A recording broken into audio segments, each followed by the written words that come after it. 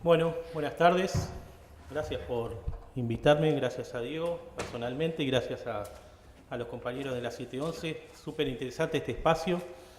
Este, bueno, algunos conocen el IR, estamos en un proceso medio todavía de creación y terminando de rearmarnos del desgaste de la campaña, entonces no hemos podido participar mucho. De hecho, ahora están compañeros buscando firmas. Como siempre, yo me olvidé de buscar las firmas, era un buen lugar para conseguir firmas para ingresar al frente, pero bueno, ya le haremos llegar el formulario. Y por eso no estamos participando, pero quizás el año que viene con este ciclo empecemos también a coordinar y a participar en conjunto para poder aportar y pensar en conjunto los sectores, los distintos sectores del Frente Amplio, que me parece que le da una riqueza interesante a estos temas. Así que gracias por la invitación. Quiero corregir dos cositas. Una es que no sé casi nada de educación, en el sentido ese de sabe mucho. Siempre faltan cosas por saber, y en educación, y en estos años de educación que casi todo el mundo habla casi como el fútbol, ¿no? En realidad es como los dos temas que se hablan más en el Uruguay.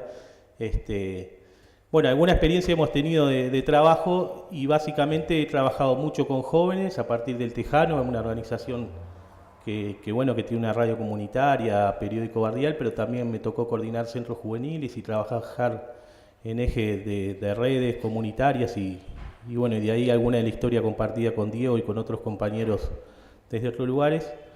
Y después, en el año 2007, pasé a uno de los tantos que pasamos de la militancia de organizaciones sociales al gobierno, a poder trabajar en el diseño y puesta en marcha de algunas políticas. Trabajé en el diseño y la puesta en marcha de aulas comunitarias, que es un programa que trabaja en la revinculación.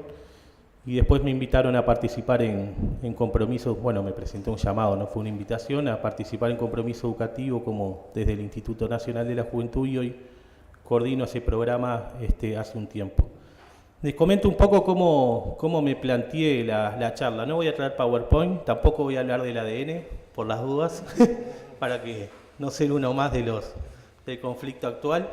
Pero la idea es poder presentarnos y trabajar sobre tres ejes. Uno es una pequeña descripción de cómo está la educación hoy por hoy, y poder analizar desde dónde y por qué estamos en este estado de situación. Breve, porque en realidad hay mucho diagnóstico ya, y me parece que la gente que está interesada en los temas tiene varios lugares para poder analizar. Después me gustaría trabajar un poco esto que se le llama programas de inclusión o programas de reinclusión educativa, ver algunos antecedentes de cómo se ha trabajado, básicamente algunos quiebres entre la década del 90, la primera década del gobierno del Frente, y cómo se está pensando hacia adelante poder trabajar este tipo de programas. Ahí voy a contar un poquito lo que es compromiso, pero no les voy a hacer una presentación del programa, sino algunas ideas, fuerzas que después me parece más interesante retomarlas desde la lógica de la política y qué podemos hacer como sectores políticos o como actores políticos, que es el ámbito que hoy nos invita a juntarnos para poder debatir y pensar sobre eso, y me imagino que después haremos un diálogo un poco más de ida y vuelta, que es lo que nos va a enriquecer. Básicamente voy a centrarme en enseñanza media y media superior, que es quizás donde se visualiza uno de los principales problemas que tenemos como país. De eso casi no hay nadie que no coincida con ese diagnóstico, y me parece que no pararnos desde una situación problemática es mentirnos a nosotros mismos. Pero es interesante saber de que los adolescentes que ingresan al liceo no surgen de la nada, sino que vienen de un sistema que es el sistema quizás más universal de ingreso, que es primaria, en el cual la gran mayoría de los jóvenes, de los niños y adolescentes participan. El 97% de los jóvenes están dentro de la enseñanza primaria, pero quizás ahí hay algunos de los primeros indicadores que son importantes a la hora de poder pensar la trayectoria educativa como un continuo, que es la repetición en primaria, ¿no? Un tema que ustedes deben haber escuchado. No sé, Gustavo de Armas estuvo por acá. Bueno, Gustavo ha planteado y ha trabajado bastante este índice. Uruguay tiene un récord mundial de repetición en primer año de liceo, y tiene uno de los récords más importantes en primer año de escuela, ¿no? El principio de los comienzos de los ciclos son momentos traumáticos para los niños, en el caso del primer año del liceo, y el pasaje de un ciclo a otro también es un momento traumático por el cambio de estructura y de formato. En la adolescencia, además, ese momento traumático se lo suma con un momento particular. El adolescente es un momento de cambio en el cual está viviendo el desfasaje o la salida de la familia al mundo más comunitario y más abierto. Y además él está viviendo en una situación de crear su nueva identidad, ¿no? Vos tenés en la infancia una primera construcción identitaria y en la adolescencia lo que va a ser la segunda socialización, como se le llama, o la segunda construcción de identidad que después va a marcar para casi todas nuestras vidas. Si uno recuerda cuáles son algunos compañeros o amigos que se generaron, fueron en esa época, o si no, los que tuvimos universidad, después se encuentra un segundo ciclo en la universidad como los grandes amigos de nuestras vidas. Ese es un momento fundante y en ese momento tenemos un cambio importante.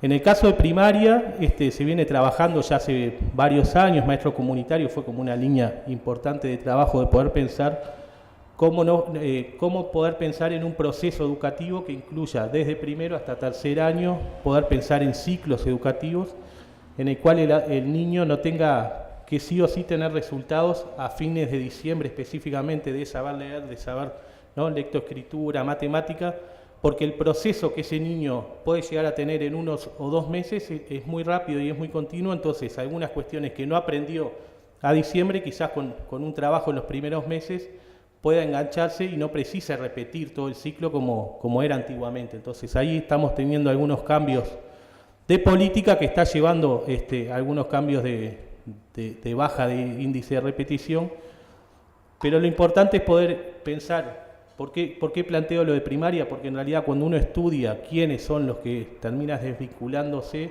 el 97% de los que terminan exitosamente secundaria, o sea, de los que empiezan en primer año y en 6 años terminan la secundaria, el 97% no tuvo ninguna repetición en primaria, ¿no? Entonces eso ya nos está marcando que el pasaje por primaria sin repeticiones genera una facilidad importante a la hora de pensar el trayecto por secundaria. Pero bueno, ¿por qué secundaria está como está y desde dónde viene? Y ahí yo el otro día, hace ya como un par de meses, discutía con mi abuelo sobre si la educación antes era mejor o peor que ahora, ¿no? Obviamente los abuelos siempre dicen que era mejor y están parados sobre ellos. Él además es un veterano que nació en La Teja y que terminó sexto de liceo, lo cual no era muy común en la época de él. Entonces él se para a pensar desde su lugar la educación. Entonces le tiraba el número, por ejemplo, a mediados del año 50 solo 29.000 estudiantes participaban de la educación media superior, de la educación media, perdón, no de la superior, de la educación media. Cuando vamos al año 85-84, después de la dictadura, eso ya se transforma en 129.000 estudiantes, ¿no? Entonces, es incomparable pensar un sistema, un modelo que tiene 29.000 o 130.000 estudiantes. Cuando eran 29.000, había 52 centros educativos en todo el país. Sin embargo, cuando hay 129.000, pasamos a tener 153 centros. ¿Ah? O sea, ya empieza a pasar lo que hoy casi todo, cuando pensamos las políticas y la educación, decimos, bueno, si todos los gurises que tienen que ir a los liceos fueran, en realidad no tenés centros educativos para poder cumplir. Porque la inversión que se hizo en el siglo, comparado con el crecimiento, fue mucho menor, ¿no? Entre otras cosas porque la dictadura marcó fuertemente un corte en la inversión y eso hace que todo el crecimiento de un cambio de sociedad que significaba que todo el mundo tenía que pasar obligatoriamente a tener ciclo básico, ¿no? ¿Se acuerdan que cuando éramos niños el ciclo básico era como el cuco, ¿no? Todos tenemos que estudiar hasta tercer año de liceo. De hecho, mucha de la población con la que todavía trabajamos cree que lo obligatorio es hasta ciclo básico. Todavía no tienen asumido lo que la ley del 2008 pasó a sexto año como obligatorio. Pero ahí hubo un cambio de masificación muy importante en la educación, en solo 50 años pasar de 30.000 a 150.000, donde la inversión pasó del 0,3% del PBI, estamos hablando de mediados de siglo, a 0,4% en el año 84. Entonces, Se masificó, pero no se invirtió para el crecimiento que se estaba dando específicamente. Eso tiene consecuencias que todavía las arrastramos hoy. Si uno puede ver las políticas del CODICEN anterior, del periodo anterior, la gran política que se pudo desarrollar fue el arreglo de centros educativos. Ahora nos olvidamos, pero si podemos recorrer prensa de hace 4 años atrás, era como que todos los centros educativos estaban cayendo a pedazos. ¿Se acuerdan que eran paredes rotas, ¿no? Y ahí se hizo todo un ajuste. Venía por una no ejecución, porque también hay que ser realista, no se estaba ejecutando como se debería ejecutar. Ahí se hace el acuerdo con la Corporación para el Desarrollo, para generar un modelo de formato más rápido, y se invirtió muchísimo en los últimos años. De hecho, se construyeron más centros educativos en el último periodo del CODICEN anterior que en el periodo de Rama, que fue el periodo histórico, ¿no? En el cual todo el mundo cree no, y con razón, fue el gran cambio del 85 al 90, a fines de los 90. El periodo de Rama fue cuando específicamente se construyeron todos los centros educativos nuevos, los centros en el interior. Sin embargo, hay una construcción de centros educativos muy importantes en los últimos 5 años, pero además un ajuste y arreglos de décadas y décadas de centros educativos que estaban venidos a menos. A mí me tocó estudiar en el Bauzá, y cuando mi viejo me iba a buscar era exactamente el mismo Bauzá que había ido mi padre, ¿no? O sea, la misma pintura estaba, nunca se había invertido en esos años. Sin embargo, en el último periodo se ajustó fuertemente la construcción de centros educativos. Nosotros tenemos entonces que poder analizar la enseñanza media a partir de todo el ciclo, de toda la trayectoria, y no específicamente en esa línea, pero también tenemos que ser claros que cuando uno empieza a analizar por quintil, la brecha generacional la brecha generacional educativa está siendo muy fuerte, ¿no? Nosotros tenemos un muy alto porcentaje de jóvenes pobres que no están culminando la enseñanza media superior, y casi que explican el problema mayor. Casi explica porque no solo pasa por ser pobre. En realidad, cuando se estudian los índices de desvinculación, el primer quintil tiene un 45% de desvinculación, ¿no? De no culminación, no de desvinculación, sino de no culminación en tiempo y forma de la educación media. Cuando estamos hablando del primer quintil, estamos hablando de gente que económicamente no tiene ninguna situación de vulnerabilidad y que tiene cierta estabilidad. Lo emocional lo dejamos para otro momento, pero en realidad hay una situación que uno diría, bueno, no tendría por qué tener problemas. Sin embargo, casi la mitad de los jóvenes no terminan en tiempo y forma, no comienzan en primero y terminan en sexto como debería pasar. Eso hace que nos tengamos que revisar cuál es la estructura, porque ya ni siquiera para el primer quintil del país está siendo funcional. Cuando pasamos al quintil más pobre, solo el 16% termina en tiempo y forma la educación media superior. Entonces, estos son algunos números que quiero dejar la preocupación y saber de que estamos en una situación problemática, pero contrarrestar un poco el discurso de que antes la educación uruguaya era modelo y era mucho mejor.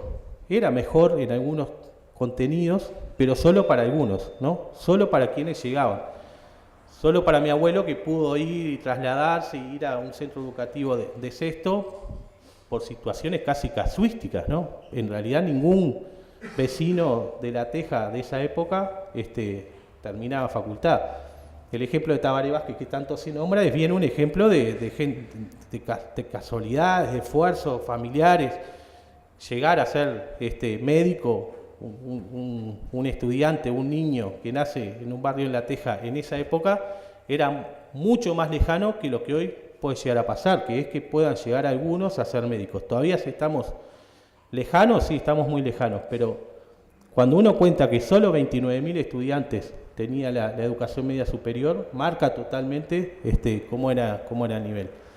Eso además está trasladado a quienes eran los docentes, ¿no? La educación media superior está pensada, todavía hemos cambiado poco, en un modelo preuniversitario, donde en realidad la lógica es poder pensar la educación media para ir a la universidad. De hecho, la gran mayoría de los docentes eran grados 4 y 5 de facultad que estaban, ¿no? Que daban en el IABA, que daban en centros educativos muy pequeños, en los cuales tenías a experimentado abogado dando ¿no? derecho en sexto del liceo o en cuarto del liceo, con todo lo que significaba también en relación a la calidad educativa y a la masificación también del ser docente y de esos tiempos. No los quiero aburrir más con esto y en realidad lo que más me interesa es poder pensar sobre lo que creo que era uno de los temas, el tema de la inclusión educativa y los programas de inclusión. Yo ahí quiero separar como en 3 etapas. Esto no es un estudio serio, es un estudio pensado nada más, habría que verificarlo, el compañero que está en eso puede cuestionarme bastante, pero básicamente yo pienso que a partir de la experiencia y de algunos estudios que hemos realizado, tenemos toda la década del 90 como una etapa de una situación de programas de inclusión educativa que básicamente se basaban en la lógica de bypass, ¿no? Eso que significa que vos tenías el sistema educativo funcionando y en realidad todos los programas que se planteaban como desarrollo no eran fortaleciendo el sistema educativo, sino que era generando un espacio paralelo en el cual se trataba de incluir a los jóvenes o se trataba de generar espacios de formación que vayan al costado del sistema en el cual se estaban desarrollando. Ahí tenemos PAEF, MEFOD, son grandes programas, no eran programas pequeños, eran programas de un cúmulo muy importante de recursos. También la década de 90 generaba la posibilidad y muchos préstamos del exterior para que se puedan desarrollar, en los cuales se contrataban a técnicos muy especializados para generar formatos educativos que generalmente eran o poco probados, ¿no? O cuando se probaban eran muy caros solo para algunos lugares específicos. No significaba que sean lugares para privilegios, a veces eran en lugares en zonas muy vulnerables, y la intención no toda de quien participaba profesionalmente de esa lógica era bypassear el sistema educativo. Pero el formato que se había elegido era, bueno, ante un problema de una situación extrema, ¿no? Que es que la educación no estaba pudiendo lograr los resultados, hagamos un bypass y generemos otro tipo de propuestas para poder incluir a los jóvenes, a los docentes también, porque hubo mucho en la línea de formación que pueda trabajar. Uno ahí encuentra un concepto que es básicamente a través del sistema neoliberal, que era, bueno, en realidad disminuyamos el peso del Estado, generemos estructuras paralelas y generemos ofertas que después terminarán, depende del país de América Latina, con mayor grado de neoliberalismo. Uruguay se salva bastante por su propia población que, bueno, no vota algunas leyes y que frena específicamente algunas de las reformas que venían con carácter neoliberal. Si bien la de Rama se puede cuestionar, porque cuando uno compara la reforma de Rama comparado con todas las otras reformas de América Latina, es la menos liberal, ¿no? que el resto de las reformas. Sin embargo, para el uruguayo y para específicamente los estudiantes, pero fuertemente una masa de educadores, era una reforma que estaba planteada no para reforzar lo que se venía trabajando o a partir de lo que se venía trabajando generar nuevas prácticas, sino para generar un modelo paralelo. Eso marca mucho la construcción de lo que es hoy el sistema educativo. Entonces, generemos como una línea de tiempo, 29.000 estudiantes, ¿no? Hace menos de 100 años, 70 años atrás, pasamos a 130, un sistema educativo que en la dictadura paraliza las inversiones y un sistema de la década de los 90 que invierte bastante en educación comparado con cómo se venía, pero que invierte en un modelo que genera estructuras paralelas. Eso lo podemos ver claramente en los edificios, ¿no? Bueno, una gran construcción a principios de siglo de edificios, algunas construcciones en el momento del año y una casi nula inversión en los edificios antiguos, ¿no? El modelo Rama genera nuevos edificios, sin embargo los edificios viejos casi no los toca, no hay inversión. Entonces, centros educativos que se dejó de invertir hace 40 años hasta hace 5 y nuevos centros educativos que iban casi específicamente, bueno, para este lugar, pensando en una hiperfocalización también, que era, bueno, tal lugar está precisando, vamos y generamos el centro educativo ahí. Después igual los estudios marcan que tampoco estuvieron tan bien ubicados, ¿no? Porque en realidad es complejo, ahí había una contradicción muy fuerte entre generar centros educativos en las periferias o centros educativos donde llegue la gente, ¿no? Entonces, hay varios de los centros educativos de la década del 90 que no terminan de solucionar, aunque la voluntad creo que era buena, que era acercar a la población, no terminan de solucionar el problema de acceso, que es un tema que parece menor, pero que tanto en la adolescencia como en la juventud es bastante interesante. Después vamos a trabajar un poco más sobre esa modalidad. Eso, la década del 90, tampoco quiero hacer un cuco de esto, pero me parece que es importante tenerlo en cuenta a la hora de poder analizar la educación en la cual estamos. Y me parece que con el nuevo gobierno, el 2000, 2005, 2010, pero creo que se puede estirar 2010, 2015, pero vamos a pararnos en la primera etapa del Frente Amplio. Se crea lo que son los modelos de programas inclusivos interinstitucionales. Ese es el gran quiebre, que no solo pasa en Uruguay, pasa en toda América Latina. Se generan lo que son los Ministerios de Desarrollo Social, por ejemplo, que es una construcción novedosa de política, en el sentido de que es un ministerio que tiene la capacidad o la misión específica de coordinar como uno de sus objetivos primarios. Hasta ahora el Uruguay tenía cada uno de sus subsistemas, por ejemplo, todo un circuito, ¿no? La UTU tenía su imprenta, su sistema de sanitario, su sistema de electricistas, todo funcionaba por ahí. Secundaria tenía sus sanitarios, sus arquitectos, sus electricistas, por otro lado. Y después estaba el Ministerio de Transporte, que también tenía toda otra burocracia. Cada uno generaba su propia lógica.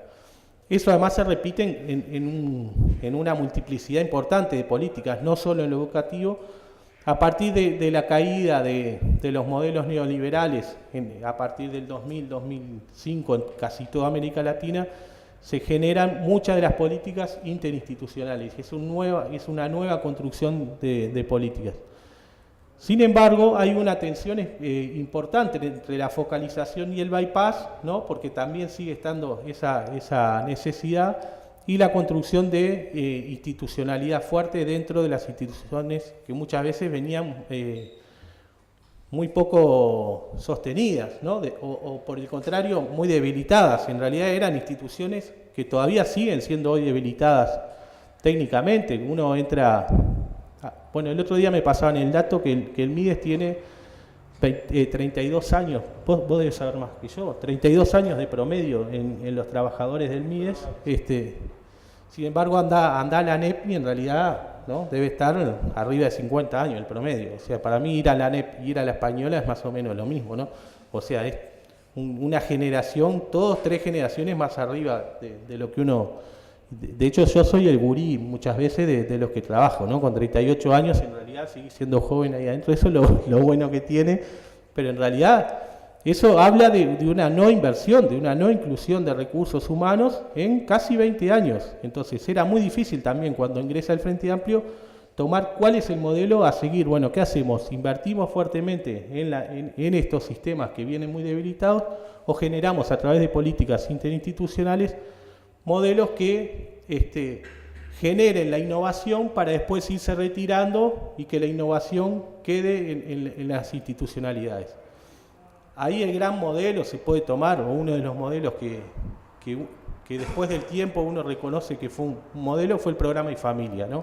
Es un programa que dentro del Ministerio de Desarrollo Social contrata técnicos importantes, ¿no?, calificados, pero en lugar de generar la política desde el ministerio, va hacia, por ejemplo, maestros comunitarios, de hecho, maestros comunitarios lo toma de una organización social, ¿no? Toma un modelo que se viene desarrollando en una organización social, el Abrojo, toma ese modelo, lo desarrolla en primaria, pero no lo paga Y Familia, lo paga el Ministerio de Desarrollo Social, pero los equipos hasta físicamente van a primaria a trabajar, contrata equipos de primaria, y empieza un proceso de aprendizaje que lleva 4 o 5 años de trabajo colectivo, para después empezar a retirarse y que quede específicamente dentro de primaria funcionando el programa.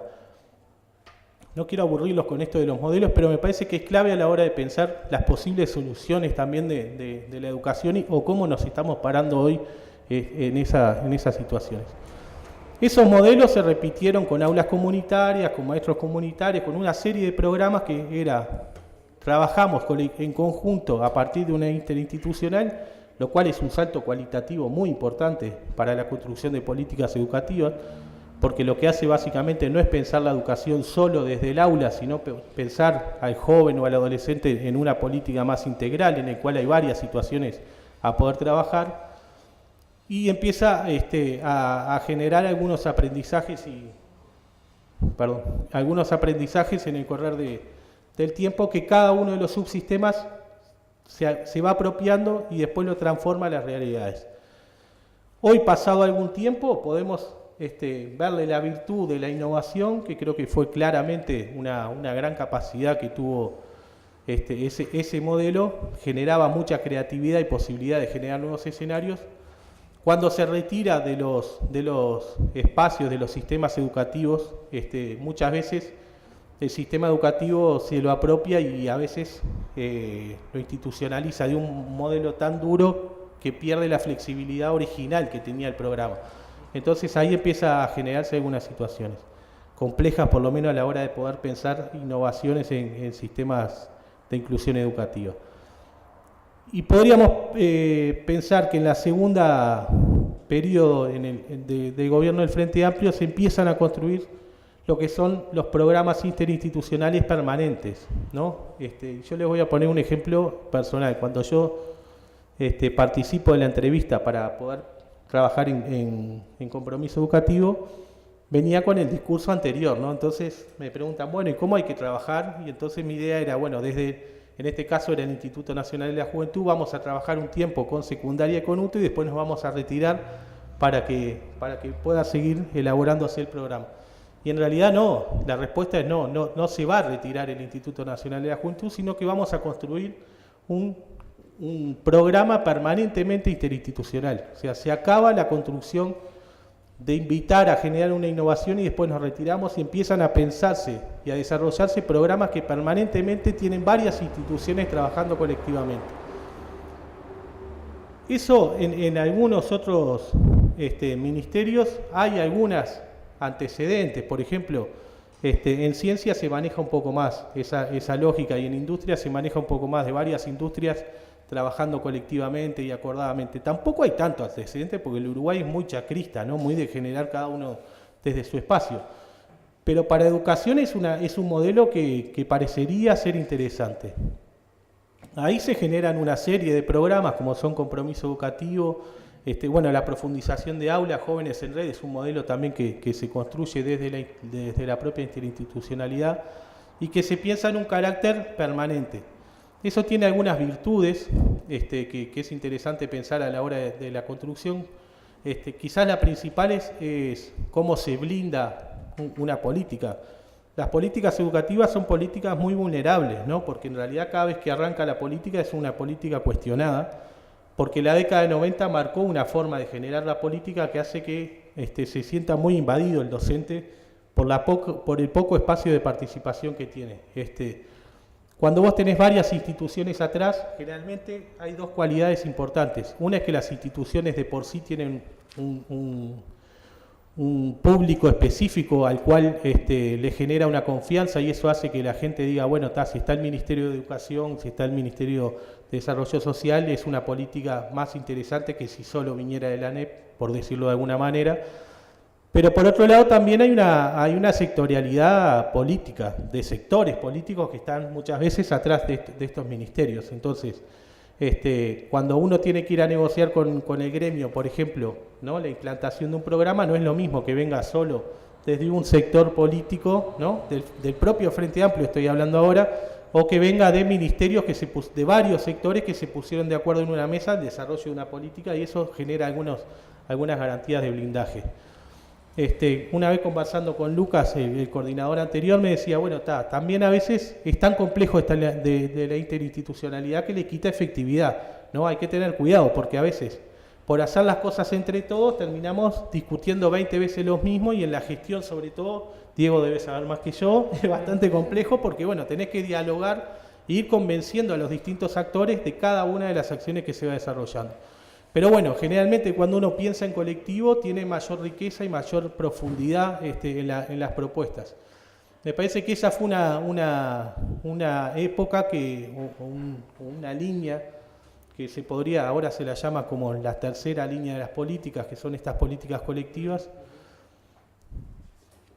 que a mí me gustan bastante, pero que hoy, con el pasaje del tiempo, me gustaría ver cuánto duran, ¿no? Y ahí empieza alguna de las cuestiones que quiero empezar a trabajar sobre el Frente Amplio y la política de cómo se desarrolla. En principio, bueno, y quiero plantearle algo de actualidad para también poder decirles en qué estamos hoy por hoy. Hoy se viene desde la ANEP, ustedes habrán escuchado, además de todos los conflictos de pelea entre unas cabezas y otras, y entre el MEC y la ANEP, y todo el mundo opina además sobre esto. Los periodistas es lo primero que le preguntan a cualquiera, bueno, ¿de qué lado estás? ¿Estás del MEC o del lado de la ANEP? Básicamente se viene planteando una línea de territorialización de la política, que es una construcción que el Ministerio de Desarrollo Social, por ejemplo, ya hizo hace 10 años, cuando se generó, pero que no se había construido en ANEP, salvo algunas excepciones, porque vos tenés en Casaballe, hay una red, por ejemplo, súper interesante, pero generalmente viene de las organizaciones sociales que generan un movimiento y que incluyen a los centros educativos como parte de esa comunidad. Algunos le llaman comunidad educativa, otros de aprendizaje, son modelos que lo que hacen es poder pensar al sujeto estudiante en esa comunidad y no en el centro educativo en sí mismo. No importa si el estudiante está en mi centro, si está de la reja hacia afuera o si está en el centro, en la UTU de acá a la vuelta. Son todos partes de una comunidad desde los cuales todos deberíamos estar pensando en cómo el estudiante cumple con su derecho, que es participar de un centro educativo, ¿no? Entonces, algunos harán el camino de la trayectoria en cierto momento, por educación no formal, pero mirando la construcción o yendo hacia la educación formal y no bypaseando como en los 90, o sea, no generando espacios de educación no formal que bypaseen a la educación formal. Entonces podrá pasar por un SOCAP o lo atenderá Jóvenes en Red y trabajará para que vuelva al centro educativo. Otros estarán en el centro educativo en cierto momento y habrá que encontrarles cuando empiecen la vulnerabilidad empiece a marcar algunas líneas que se pueda caer del centro educativo, sistemas de acompañamiento que hagan que no se pierda, que no se vaya del centro educativo, y otro es pensar mejores trayectorias. Algunos ejemplos, la semana pasada estábamos juntos pensando planeamiento de UTU y planeamiento de secundaria. En algunos lugares secundaria no tiene nocturno y UTU no tiene lugar donde hacer el curso, ¿no? Entonces estamos empezando a generar que en liceos que estaban hace 20 años construidos y que no se usaban la noche puedan hacerse cursos de UTU que tienen los docentes, pero que no tiene la plata para construir un liceo y que una UTU, y además no tendría sentido porque la población en ese territorio no tiene sentido construir todo otro gran edificio. Esos son pequeños detalles que uno diría, bueno, es algo simple y tendría que haber pasado hace tiempo, pero que no ha pasado en los últimos 15 o 20 años. Y paralelamente generar un sistema de información en el cual nos se pueda estar dando en tiempo y forma cuál es la situación del estudiante, ¿no? Hoy nosotros nos enteramos que un estudiante deja de participar cuando ya no lo vemos más durante mucho tiempo, o repitió por faltas, o ya se lo marca específicamente desde los docentes muchas veces que no tienen la posibilidad de poder seguir estudiando. Está desde la ANEP tratando de generar un modelo en el cual se pueda generar sistemas de alerta que nos puedan ir avisando previamente antes de que el joven se caiga, detectar la alerta y generar modelos de acompañamiento. Que para los que hayan ido a centros educativos privados, desde el más humilde hasta el más caro, en realidad es el gran modelo que los centros educativos privados tienen. Son sistemas de acompañamiento que rodean los sistemas académicos clásicos. Yo soy un gran crítico, creo que hay que bajar las 12 materias, estoy convencido que algunas líneas de esas valen la pena, pero los centros educativos privados de este país, en realidad lo que generan son espacios alternativos para que el joven se sienta cómodo y feliz en ese centro educativo, más allá del aula, más allá del espacio áulico que tenga en una clase. Entonces ahí tenés el docente que cada tanto va y te pregunta en un recreo, bueno, ¿cómo estás? O ¿qué te pasa? O qué, ¿no? Hasta espacios, cursos de animadores o de promotores, o los sábados recreativos, o salidas, ¿no? Salidas didácticas. A mí cuando me tocaba laburar en el Tejano, veníamos con los gurises en un ómnibus hasta el centro y se quedaban mirando, adolescentes, ¿no? Mirando al David y se cagaban de la risa porque nunca lo habían visto, nunca habían visto el David en 17 años de su vida. Y a veces le preguntamos, pero vos con la escuela venías al Museo de Arte que está en la propia Intendencia, pero como ellos eran del oeste, bajaba por Ejido el ómnibus y nunca doblaba por 18. Entonces llegaban hasta ahí, bajaban al museo, subían y el ómnibus se iba directo al oeste y nunca habían transitado 18 de julio. Entonces, hay cuestiones de ciudadanía que no es el centro educativo específicamente que las va a dar, pero que la sociedad los ha fragmentado tanto que tiene que empezar a construir distintos modelos que acompañen a que el sujeto sea un sujeto más feliz. Y para eso precisa conocer otros espacios territoriales, conocer otras posibilidades. Entonces, estos modelos que se están empezando a ensayar de poder pensar territorios educativos en los cuales todas las políticas coloquen un foco en el sujeto, que es el estudiante, no un foco solamente, aunque hay que colocarlo en el docente, sino en el sujeto que es el estudiante, y a partir de ahí generar una serie de estrategias en las cuales, bueno, cuando el estudiante está faltando desde el centro educativo, nos podamos acercar y ver qué pasa, hacer acuerdos con las familias para que puedan pensarse en conjunto cómo se lo puede apoyar. Muchas de las familias están faltando los adolescentes porque cuidan a sus hermanos menores, entonces el modelo de sistema de cuidado va a ser un sistema que va a impactar directamente en la educación. Cuando digo muchas, estoy hablando de muchas de verdad. O sea, hay muchos jóvenes que en realidad se quedan cuidando a sus hermanos más chicos porque la madre sale a trabajar y en realidad no tienen sistemas para poder acompañarlos. Y bueno, ¿quién se queda? El hermano adolescente, ¿no? Que es el que puede llegar a sostener. Entonces, este sistema de modelo, que sería como la nueva línea que se está planteando, juega con la interinstitucionalidad del modelo del quinquenio pasado, pero la coloca en territorio jugando colectivamente, articuladamente desarrollada una propuesta.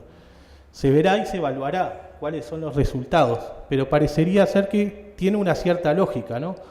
Del bypass aquel de generar propuestas aisladas a los centros educativos, a la primera línea de generar las innovaciones y después retirarse, a una construcción colectiva que fue el quinquenio pasado de política, y a esa construcción colectiva hoy llevarla al territorio, por lo menos tiene una cierta lógica histórica en la cual parecería que vamos madurando como sociedad y como políticos para poder desarrollar este tipo de acciones. Hasta acá como las dos primeras ejes de la charla. ¿Cómo esté de tiempo vos? Avísame que... Te digo. Bien. Entonces, en realidad, qué bueno hacerse apuntes y no respetarlos, ¿no? Es lo que... La idea final es qué hacemos nosotros como actores políticos, ¿no? con todo este tema. A algunos nos toca trabajar en la educación y a otros no les toca trabajar ni estar tan cercano, capaz que ni tienen familia ni... Pero lo real es que es algo que toca a toda la sociedad y que permanentemente está presente. Entonces yo quiero hacer algunos análisis que me generan inquietudes. El primero es poder pensar si no hay cierta lógica entre el ataque a la educación que hoy se está viviendo con el ataque a la juventud, y básicamente lo coloco con el plebiscito de la baja de la edad de imputabilidad. Para mí es casi la misma guerra. Desde que yo laburo en los centros juveniles, en realidad antes era el centro juvenil el espacio cruel, malo del barrio, ¿no? En el cual van los pobres. No te acerques a ese espacio porque es complicado. Hoy son los centros educativos. Los centros educativos están planteados por algunos medios de comunicación específicamente, que casualmente son los mismos que dieron la batalla específicamente con el tema de juventud y con el tema de violencia, que colocan en los centros educativos como un espacio problemático. Y está bien, yo coincido que el diagnóstico de los grandes números es problemático. A ver, hay una realidad que es que muchos más jóvenes están participando en los centros educativos y ese problema entonces está siendo por lo menos derivado para una mayor cantidad de población. Cuando nosotros arrancamos los primeros días de compromiso educativo, estábamos en Artigas y una directora me decía, yo no sé qué hacer con estos gurises de gorrito que me vienen ahora, ¿no? Los departamentales de Artigas no estaban recibiendo planchas en su vida, o sea, ir a un departamental en una ciudad del interior era casi una élite. Y de hecho cuando uno visualiza los departamentales, su constitución, el lugar donde está y quienes han participado, tienen hasta nombres de famosos que han participado. Todos los doctores de Salto pasaron por el departamental de Salto, ¿no? No había oferta privada en el interior, entonces el departamental tenía un estatus muy fuerte. y era un preuniversitario, entonces la gran mayoría de los profesionales han pasado por ese lugar. Hoy tenemos centros educativos que tenían toda esa historia y todo ese estatus, que en realidad está llegando población con vulnerabilidad y que no saben específicamente cómo trabajarla porque no fueron creados ni pensados desde ese lugar. Eso no lo justifica, no significa que está bien. Lo que estoy diciendo es que está llegando cierta población que también es consecuencia del modelo político en el cual hemos trabajado en estos últimos 10 años. Las políticas sociales están generando consecuencias, que es que muchos jóvenes empiecen a acceder a centros educativos y puedan ver un horizonte mucho más lejano que el que veían, por ejemplo, sus padres, ¿no? Porque en realidad estamos llegando a un punto en que los jóvenes empiezan a superar el nivel educativo de sus padres. Ustedes lo van a haber escuchado más de una vez, que hoy hay más universitarios con padres que no fueron a la universidad que universitarios con padres que fueron a la universidad. O sea, ya dimos la vuelta a nivel social. La gran mayoría de los universitarios hoy tiene padres que no habían terminado ni habían llegado a la educación terciaria. Entonces, hay que pensar y problematizarnos un poco. Hoy el titular del Observador, le decía a Diego, era buenísimo. Yo me paro en la esquina del kiosco, decía algo así como: la tercera parte de los cursos no se brindaron, ¿no? Ese era el titular. Y abajo decía: en el mes de conflicto. Y bueno, descubrimos América. Si estamos en conflicto no se van a brindar una tercera parte de los cursos. Sin embargo, vos mirabas y creías que en la educación pública no se brinda la tercera parte de los cursos. Entonces, yo sé que estamos todos con poco tiempo, pero habría que tener la posibilidad de generar algún observatorio de medios y poder estudiar. Ustedes, los compañeros de la barra del Abrojo, tenían alguna línea de poder observar. Algunos medios son sistemáticos. Una vez por semana te larga algo de educación y nunca es una buena noticia, nunca es un planteo de cómo se está desarrollando nuevas políticas o nuevas estrategias. Y créanme que hay un montón de prácticas educativas en los centros educativos que hacen que la población esté bien, participe y genere espacios de desarrollo. También, y cuento un poquito lo de compromiso educativo, nosotros tenemos 3 líneas, pero voy a contar una. Una es una beca económica, no tiene mucha magia. Tenemos un acuerdo educativo que se firma entre el estudiante, la familia y el centro educativo, y ahí desarrollamos una estrategia. Bueno, si el estudiante debe 2 materias del año anterior, poder juntarnos con él para ver cómo se levantan, o si tiene alguna situación de vulnerabilidad. Ahí descubrimos muchos estudiantes que se quedan cuidando a sus hermanos o a sus hijos en la casa, y tratamos de ver, por ejemplo, el CAIF, que le dé un cupo en tiempo y forma para que pueda desarrollar la trayectoria educativa. Pero quizás lo más interesante es el espacio de referencia entre pares, que son estudiantes de la universidad que participan solidariamente una vez por semana, generando un espacio que va desde actividades recreativas hasta actividades de apoyo educativo, de sentarse y preparar un examen, un parcial con los jóvenes, hasta actividades de ir, no sé, ahora en Pando fueron a un CAIF y generaron actividades recreativas en el CAIF de Pando, actividades de extensión. Eso tiene una línea importante que se trabaja también mucho en los centros privados, que es el concepto de identidad, o sea, que el joven se sienta parte del centro educativo y que lo defienda. Y cuando uno como centro educativo va a generar una actividad fuera, en realidad se está apropiando también del centro, y eso hace que tu modelo, tu espacio de aprendizaje lo sientas más inclusivo y participes de mejor manera. Yo estoy convencido, y estoy tratando de convencer a todo el que pueda, es que hay que meterse en el sistema educativo. Será a través de espacios como los de referentes pares, será yendo a la escuela de su barrio, será yendo al liceo, ofreciéndose para poder participar en algo.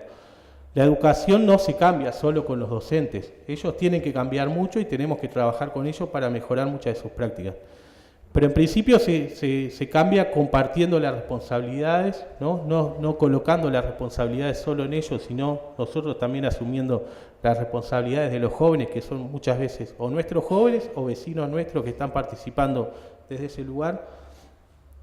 Y hay que proteger y generar un nuevo estatus a los centros educativos. El estatus de cuando eran 29.000 estudiantes, ¿no? Ese estatus del centro educativo como un espacio de ciudadanía, en los cuales en los barrios la maestra tenía un liderazgo importante, la gente la reconocía, se trabajaba con ella. Yo arranqué este año, mi hija entró a la escuela pública este año, y la maestra, en la primera reunión de padres, la directora nos dice: lo único que le pido es que no hablen mal de las maestras en su casa, ¿no? Pero tiene razón, porque cuando uno empieza a hablar mal de la maestra, ¿no? Bueno, te enseña de tal manera, te enseña de tal otra, lo que está generando es una deconstrucción del sistema educativo. La maestra tiene que tener cierto privilegio, cierto espacio de reconocimiento, porque es quien le va a estar enseñando a tus hijos, ni más ni menos, ¿no? Entonces, el poder pensar la educación críticamente y sabiendo las condiciones que tiene, pero con espacio de potencial, ¿no? Y poder pensar cómo uno puede aportarle como espacios de ciudadanía, me parece que es importante. Hay una cuestión que Dalton la puedes profundizar un poco más, que es la politización del rol de educador, ¿no? Yo siento que se está perdiendo, ¿no? El educador como un actor político. Creo que ahí hay mucho no político partidario, sino como un hecho político la educación. Creo que lo hemos perdido en la década del 90, cuando hacíamos los cursos de educación popular y tenía como una fuerte énfasis esa línea, por lo menos en muchos de los ejes de educación no formal en los cuales trabajaba, se presentaba claramente el hecho político de la educación. Era un hecho político trabajar para que los jóvenes sean mejores ciudadanos, para que los jóvenes tengan mayor espacio de desarrollo. Y yo siento que por un lado está bueno la profesionalización en la cual se está llevando y se ha profundizado, pero por otro lado estamos perdiendo el actor educador como un actor político. Me parece que es importante. Y para culminar, y para no evadirle al debate, creo que hay que como actores políticos que son ustedes, tenemos que cortar un poquito con la peleita esta pava entre el MEC, ANEP, Fernando Wilson, X y no. Seguir construyendo del Frente Amplio un modelo educativo en el cual solo se alimente la fragmentación no nos va a llevar a buen puerto. O sea, hay que ser críticos, hay que conversar y dialogar con los compañeros, pero hay que cerrar filas. No vamos a lograr cambios cuando seguimos alimentando lo que se nos coloca desde la derecha. La derecha sistemáticamente está parada en ese lugar de poder ver cuáles son las divisiones.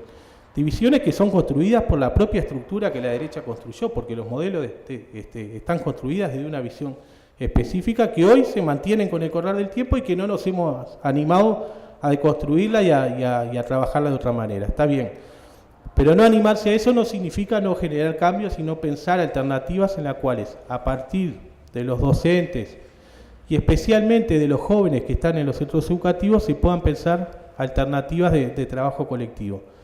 Yo creo que esta alimentación de dos sectores, de dos espacios, lo único que hace es poder anularlos a nosotros como Frente Amplista, que tenemos que liderar este proceso, y quitarnos las ganas, porque en realidad básicamente la acción educativa tiene que tener mucha voluntad, muchas ganas y mucha alegría, y en realidad para los actores que trabajan en la educación es una carga muy importante la que se le está colocando cada vez que se está planteando la dicotomía o la pelea permanente de un actor contra el otro y contra el otro. Entonces, termino con esto que es lo más duro, pero que en realidad creo que es lo que nos tiene que dar la reflexión para poder participar más, ser más partícipes como actores de quizás uno de los hechos políticos más importantes que tiene la sociedad, que es educar a la población en la cual trabaja. Todos los modelos de izquierda se presentan en la educación un desafío importante, nosotros tenemos que tomarlo, pero tenemos que ser partícipes creativamente y sobre todo acercarnos y generarle una sociedad y una crítica, porque también cuando el docente falta hay que hacer que socialmente se lo pueda criticar, pero desde una mirada cómplice, ¿no? Desde una mirada que en realidad estamos trabajando con nuestros jóvenes, con nuestros ciudadanos, y desde ahí poder construir nuevos modelos. Gracias.